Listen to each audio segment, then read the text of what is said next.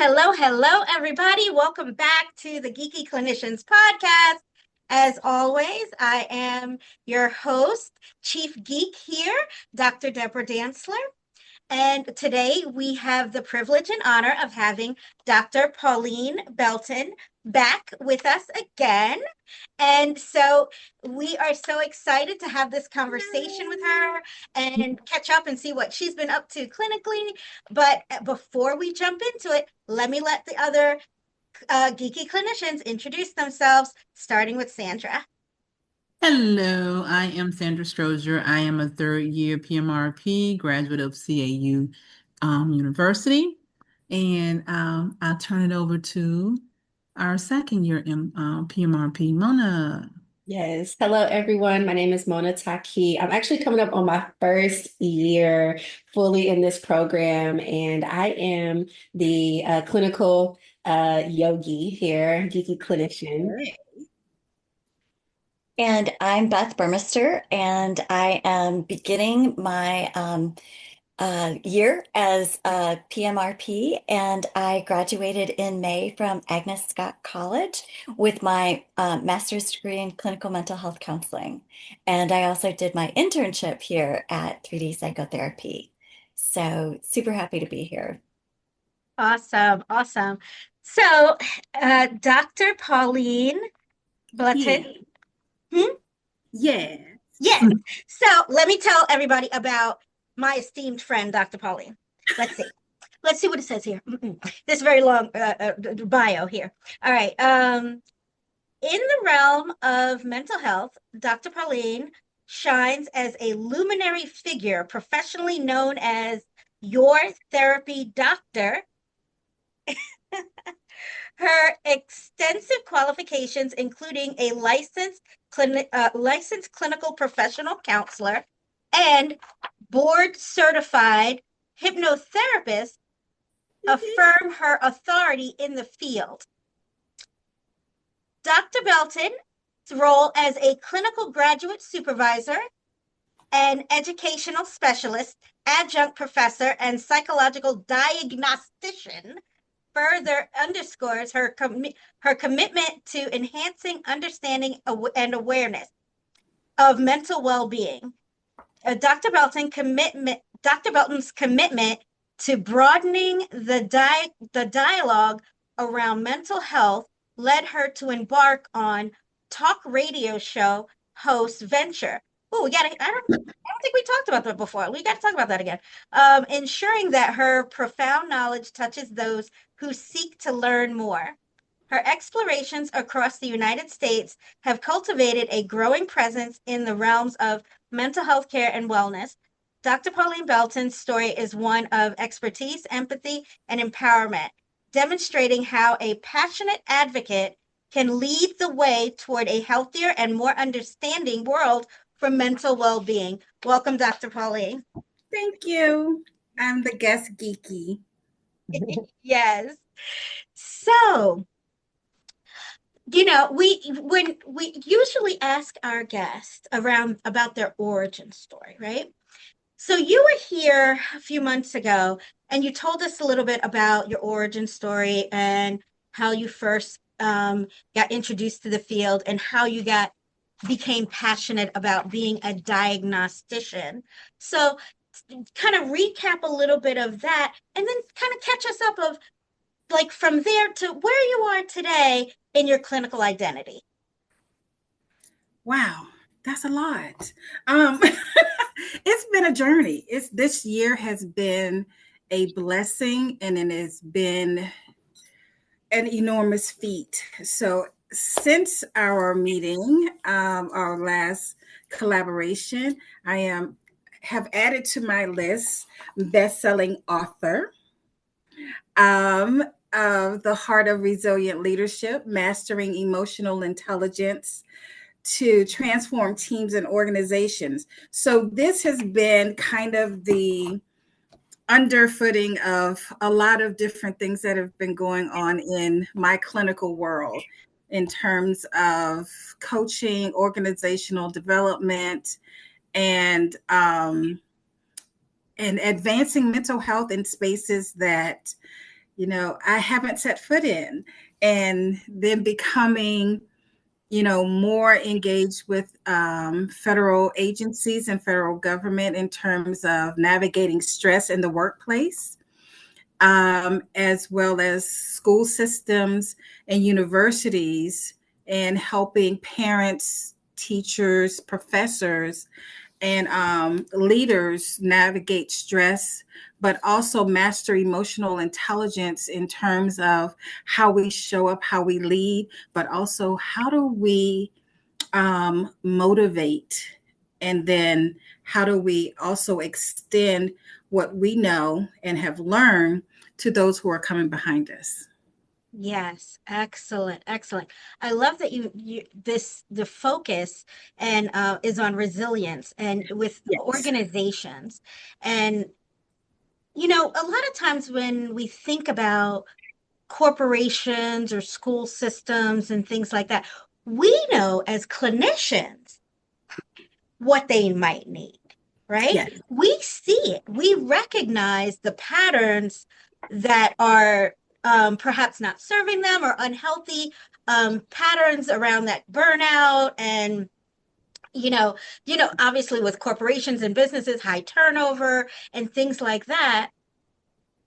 What has been your biggest challenge as a mental wellness a provider, as a mental wellness professional, entering in and trying to communicate that to these school systems and corporations that don't speak our clinical language? Oh, yes. And for us, we have to make the language transferable. So in that term, it is, my first thing that I say to any platform that I am, you know, becoming a transformative partner with, is that stress is a part of life. Mm. How we deal with it, how we navigate, manage, how we show up with stress, that's the determining factor. Because for many of us, we think, oh, they think they're being resilient and they're just pushing through. Ooh, you said a word right there. Right. And Yes. so so when I come in, I'm clarifying what that actually means, because resilience means that you're showing up and you have tools that you're going to, utilize, that's going to help you manage and leverage, those signals, those signs that tell us we're doing a bit too much, that we may need to dial it back or leverage it out so that we are showing up as our best self, or the self that we can show up as, right? Mm-hmm. Pushing through means I'm bypassing all of those signals. I'm ignoring them. They don't make sense to me, but they do make sense when you say, I have a headache. When you say my migraine has been going on for a couple of days, when you say you're exhausted, when your stomach is not feeling well, when you're becoming snappy, irritable, and then you go home with the same signs and signals, but do nothing about it. And then you continue to show up as if that's the right thing to do. Yes. But then you're having collateral damage along the way because you haven't taken care of self to be resilient instead of pushing through. Absolutely. Sandra, you I'm had a sorry. question. No, go ahead. Go ahead. Jump in there. I just had this conversation with someone last night. Would you include blaming and gaslighting and oh God, what is the terminology I'm looking for? Because this one particular, they blame everybody for their lack of holding themselves accountable. Well, that happens because they're triggered. So stress brings about layers of mishandling of self and mishandling of others. So it's Mhm. not just that we are, stressed out and it only pertains to us and how we're affected by it. It spills over and out into our environment, into our teams, into our organizations, into our families. Because, we aren't taking time to, get into the 3 A's of resilience. Oh, okay. Tell us about the 3 A's of resilience. Well, because I became so, you know, in I became very, I guess, familiar with stress in the wrong way. I kept showing up and I kept pushing through, but I was teaching others how to manage, and I was mishandling Mm. my own. And so when I tell people I know what I'm teaching you, because it's not just theory and practice, it's because I've also lived it. And I had to learn how to then navigate that in my own way. So now when I teach people 3 A's of resilience, not 3 A's of pushing through, but resilience. What does that mean? It starts out with awareness. I am responsible for being aware of how I show up. And that is how I think, how I feel, and how I behave. If I am not aware of that, if it does not show up that way, then recognizing those early signs and signals. Am I getting enough rest?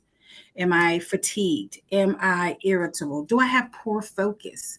Because people like to say, oh, that's my ADHD going through. No, no, no, no, no, no, no. No, that's you not being taking care of self in order for you to show up well. Right. And then it's awareness, then it's action. When I teach people action starts with a decision. Just like we say no is a complete sentence, decide is a complete verb. Mhm. Like that. It's a complete verb. Yes. Decide that you're going to do better. When you know better, do better. When we know better, sometimes we skip the part of doing better and we think people are supposed to just take us as we are, misbehaving and all. Mhm. That's where the blaming comes in. That's where the gaslighting comes in. That's when this person is not just stressed, this person is traumatized Mhm. and triggered by the events that are happening, right? And so when you decide, then what actions are you going to take? What strategies are you going to put in place? But it can't just be now I'm aware, I've decided I'm going to do better. What sustains you is adaptation. Are you going to consistently put in those strategies, coping skills that align with your core value and how you want to show up consistently, but also so that you are modeling what it is that you need to be doing? Can you take ownership for self? Yes, You that take personal responsibility and personal accountability. Hmm. Yep. Yep. personal Awesome. responsibility and accountability, because mastering emotional intelligence means that I know who I am, where I am, and how I look when I'm there. Mm-hmm. But I Yes. also know what it looks like when I change the environment I'm in, when I'm the impact, good, bad, or indifferent, right? Because, I deal with leaders that come to me and say, well, they just won't listen to me. Well, what are you saying and how are you saying it? Because if you're saying it like that, I won't listen to you either. Exactly. You know, Exactly. I didn't sleep with you. I didn't Yeah. interrupt your night. It's that type of thing. And so when we talk about showing up, then what does that actually mean? Because how do you want to show up? What type of leader do you want to be? what does that actually look like, sound like, but also how is your behavior when that is aligned Mm-hmm. with? Yes. And one of the challenges, you talked about, them kind leaders, and how they show up, right?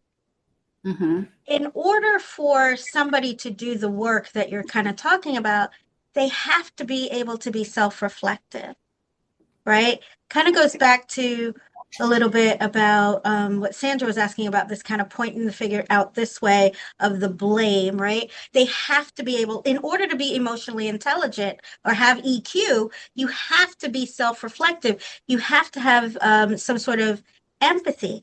What has been your biggest challenge when you work with leaders that may struggle in that area? How do you help them raise their EQ? How do I help them raise their EQ?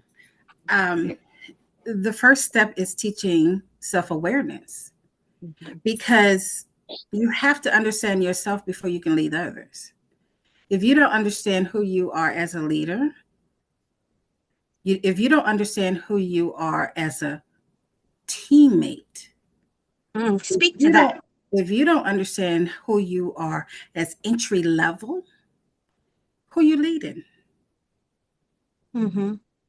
Yes. And Yeah. so when you say they have to learn to first be reflective, it's difficult for someone to be reflective when they don't know the impact that they have when they walk in a room. Absolutely. Absolutely. And I think I like how you broke that down with the layers, because Mm-hmm. leading is not unidirectional. Leading No. is bi-directional. So it doesn't matter if you've been in the place 2 weeks or you've been the founder.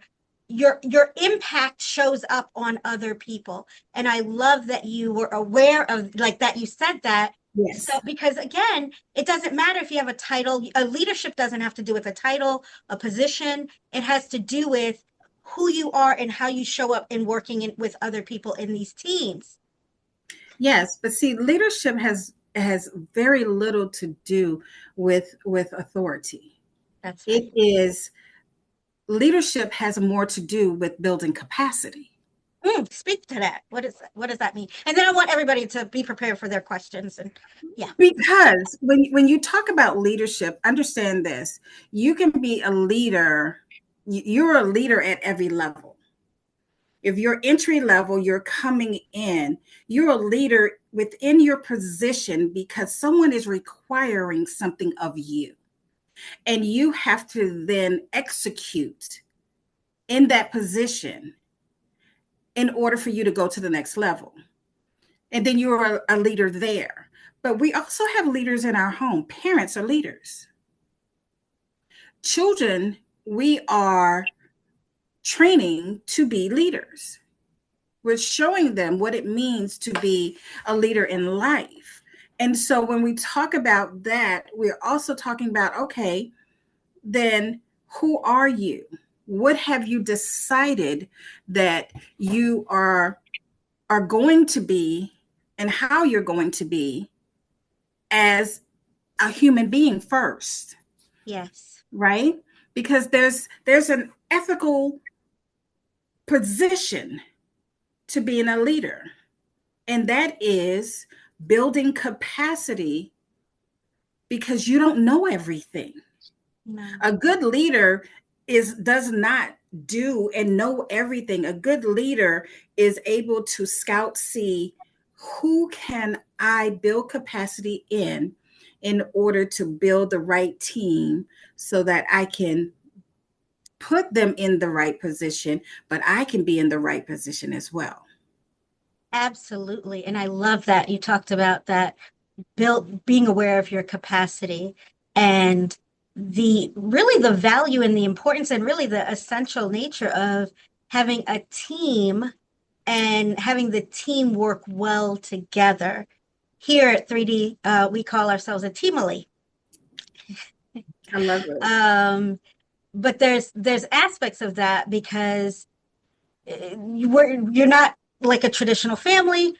You're more than that. You have to, know that I know that this person has my back. I know that this person will be here for me. I know that if I'm struggling, that we can come together. I know that we're going to support each other. We have the core values that we operate out of as a teamily, but we can't. No one person knows everything, and I think a poor leader is somebody who may instead of being built up by their teammates or their organization, may feel attacked and insecure from their teammates. So that idea of we know, like we have to kind of, and I know it's maybe a little woo-woo kumbaya, but It's alas, not.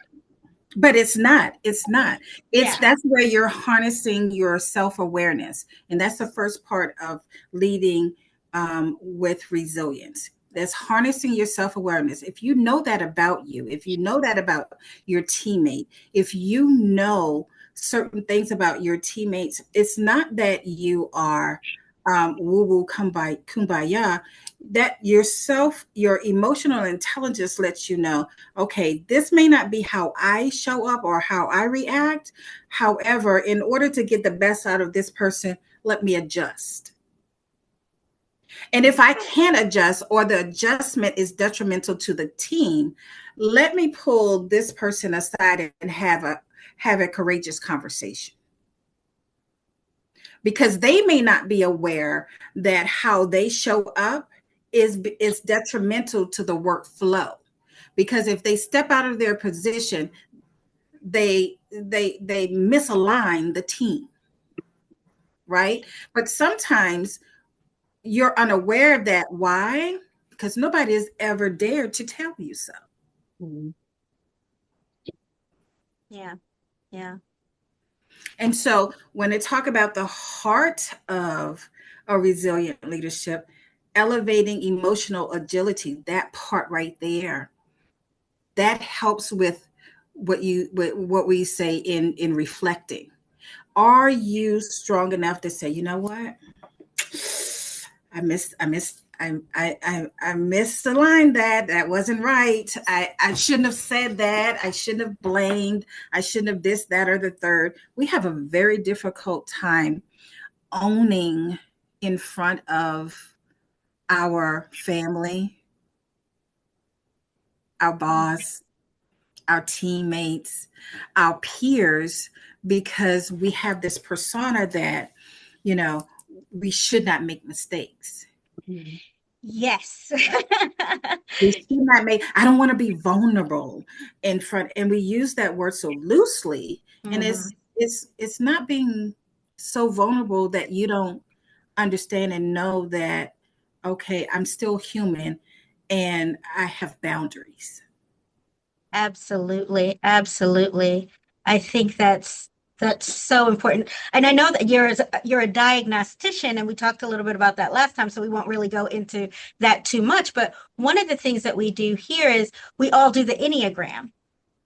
Oh, okay. So we Yeah, all I love know our Enneagram numbers and descriptions and things like that. So hopefully we operate out of a mindfulness of that consideration for our other teamily members.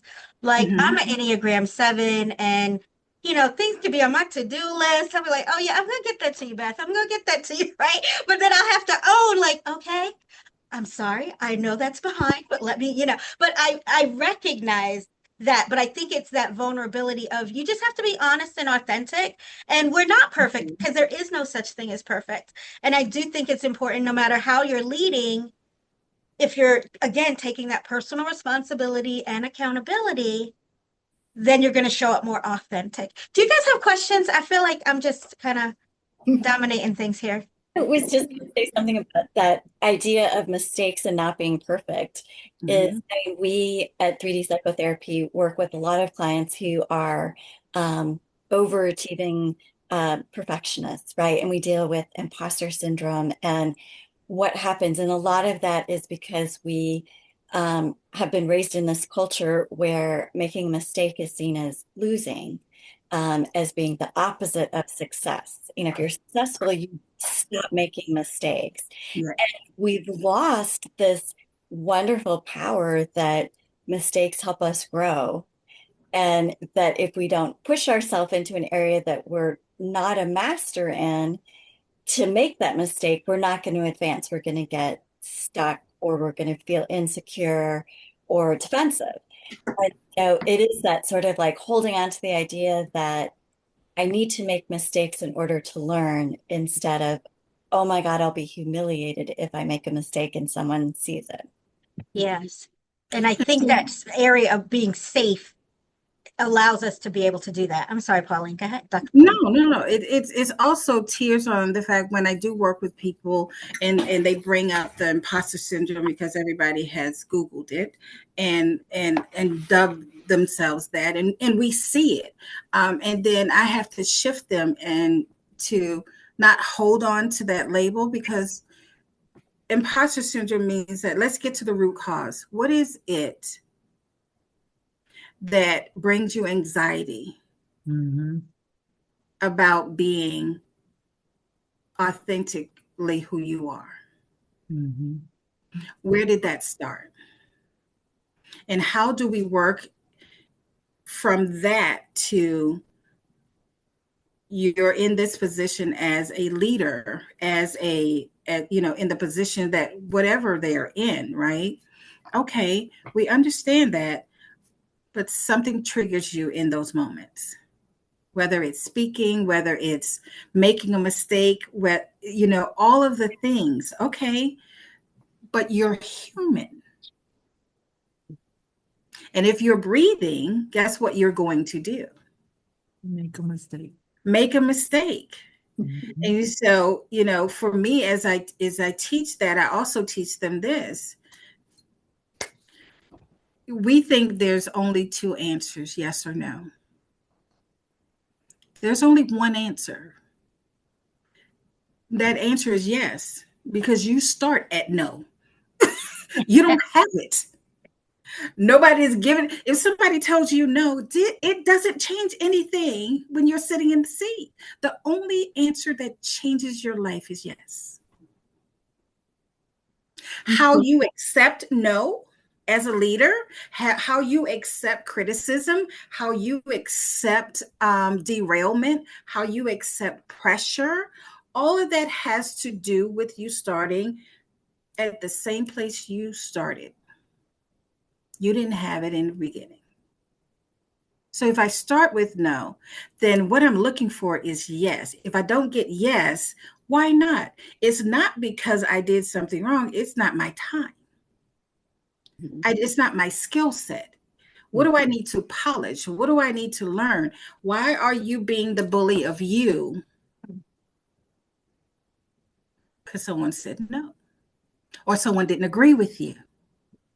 That's a powerful statement. Why are you being the bully of you? Yes. Oh, we're horrible at that, aren't we? Come on. Yeah, we are. We are. I'm guilty. I'm so guilty. And Yeah. Dr. Pauline, I want to piggyback on what Beth said.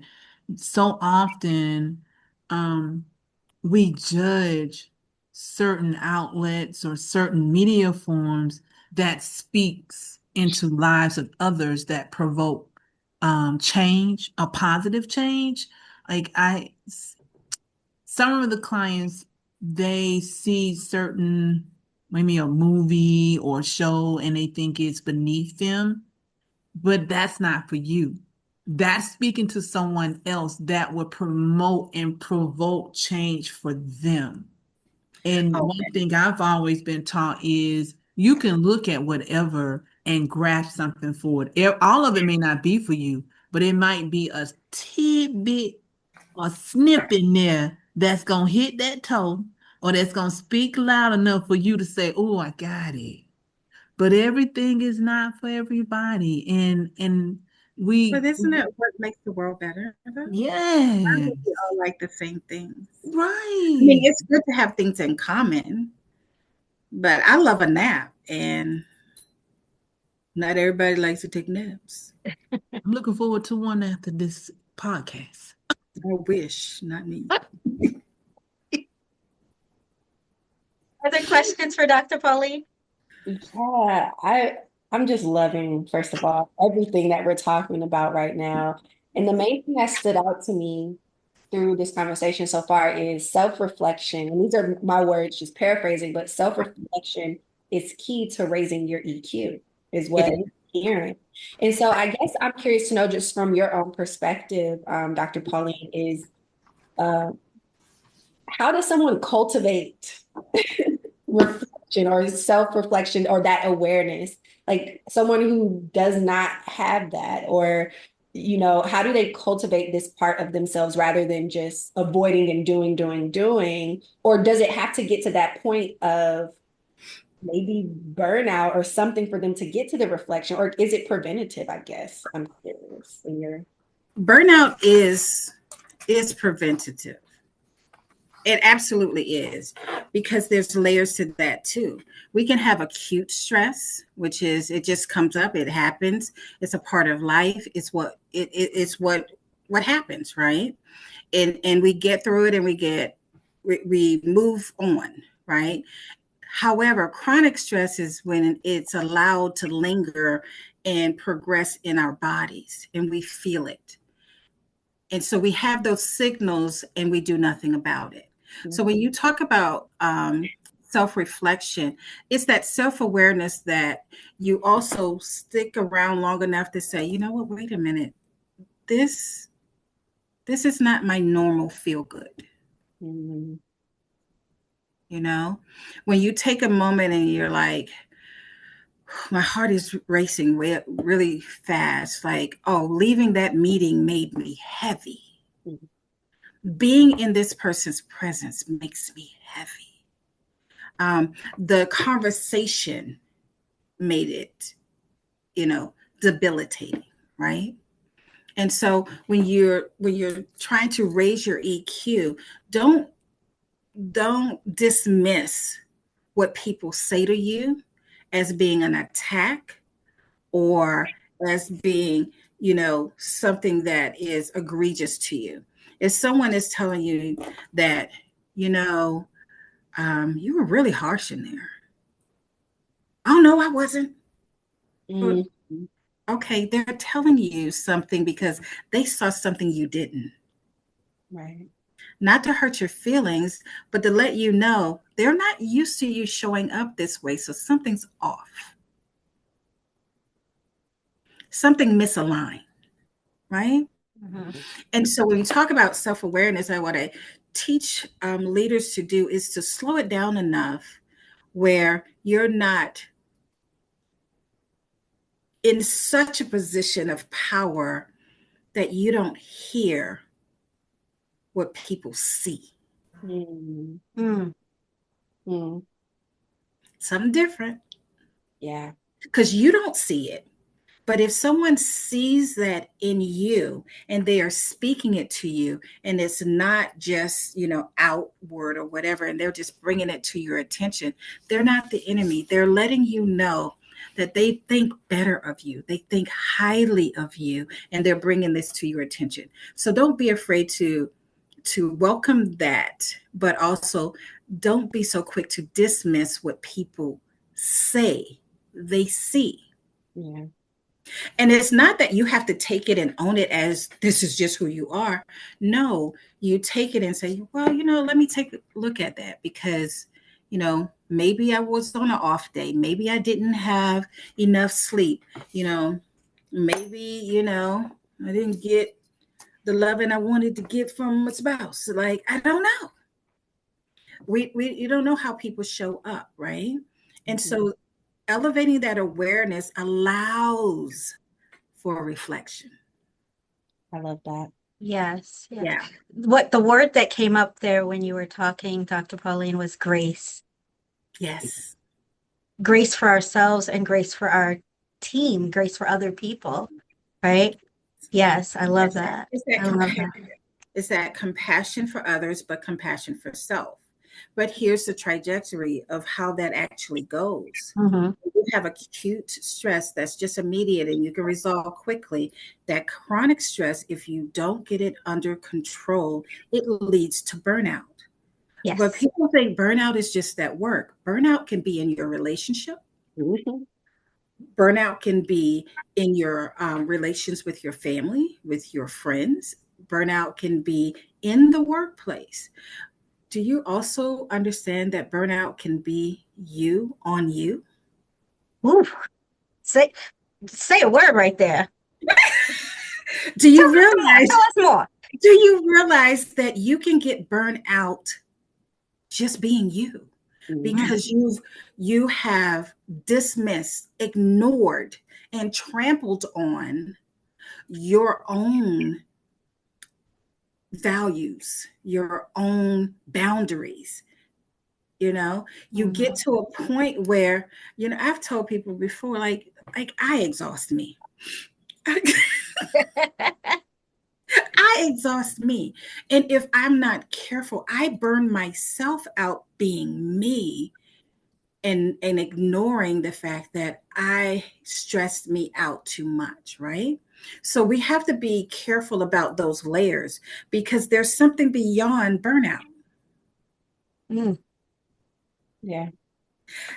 That next level that will take everybody out is compassion fatigue. yes. Yes. So that compassion fatigue you will feel as if there's nothing to give. I can't feel, I can't give, I can't think. I am numb to the existence of, Yes. and people get disillusioned by the fact that, oh, I'm burnt out. Well, you better get that under control quickly because that next level is off a cliff. Absolutely. And we don't want to get to that level, right? Because Oh, it's really hard to come back from that. And there's a natural level amount of stress and burnout that is absolutely. always kind of flittering around in our work because we are doing heavy human work, right? We take in a lot of other people's pain. So that awareness of how we have to care for ourselves, I like how you said that you exhaust yourself because you're Yeah, right, that's when we violate our own boundaries and we're there you taking go. on too much stuff, and usually stuff that's not for us to take on in the first place, Mhm. right? Not my assignment, not my ministry, but we Exactly. take Not it my on monkey, not my anyway. circus. There we go, right? Yep. But like Mona said, how do we elevate that? And we elevate that because we have to be willing to, hear what other people see, Hmm. but we also have to be willing to now do the reflection part. Mhm. Hmm. Hmm. Got Yeah. it. Yeah. Do I? Oh, am I? Do I? And a lot of times we know that. And then, Sandra, when we get back to the part of, well, if you hadn't interrupted my sleep or woke me up, or if you hadn't, so it's all the things, right? Hmm. And that's when we talk about, that imposter syndrome, that's where that shows up the most. And we have a difficult time reflecting because we haven't identified the trigger that's attached to the trauma that allows misbehavior. Ooh. Oh man, you're gonna have to come back for a part three now. I'm sorry, you're just gonna have to come back again because that right there, we could literally talk for another 30 to 45 minutes on that statement So I'm a alone. part of the geeky club. Yes, you're a geeky clinician. So you're gonna have to come back for a third one, right? So I want to ask you, My does anybody pleasure. have any other questions before I ask the final question? I mean, okay, we'll just ask them in the part three. All right, Pauline. All right, Dr. Pauline. So we ask all of our guests here to take a moment to reflect and what is your best hopes for our profession, for our clients, for the world, for the future? But what are your best hopes as it relates to this area of resilience, EQ, leadership? What are your best hopes for the future?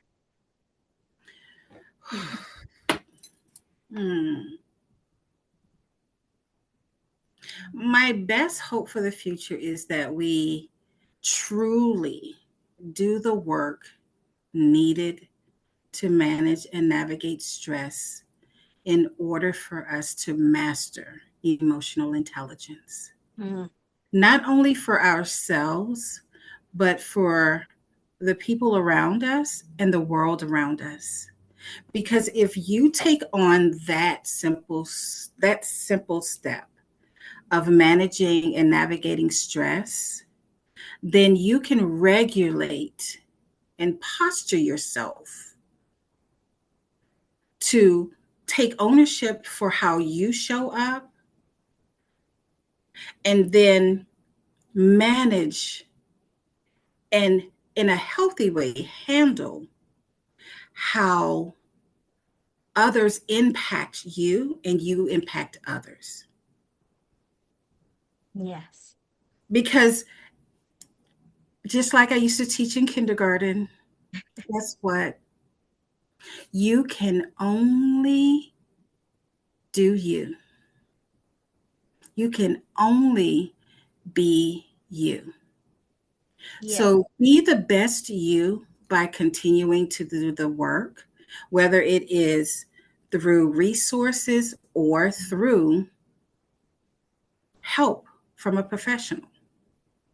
Because sometimes we just really need that. So navigating stress in order to master emotional intelligence, not only to grow yourself, but to grow the world around us. Absolutely. Wonderful. Thank you so much, Dr. Pauline. You gave us so much wonderful nuggets today. Thank you for your time. Thank you for being here. We appreciate you. We look forward to part 3. But also for our viewers, if you're watching this episode and you haven't already, please subscribe, like, share this video. All of Dr. Pauline's contact information will be in the show notes and the link to get this great book, this Amazon best-selling book on resilience and EQ. So all of that will be in the show notes. Thank you guys. See you guys next time. Bye. Bye.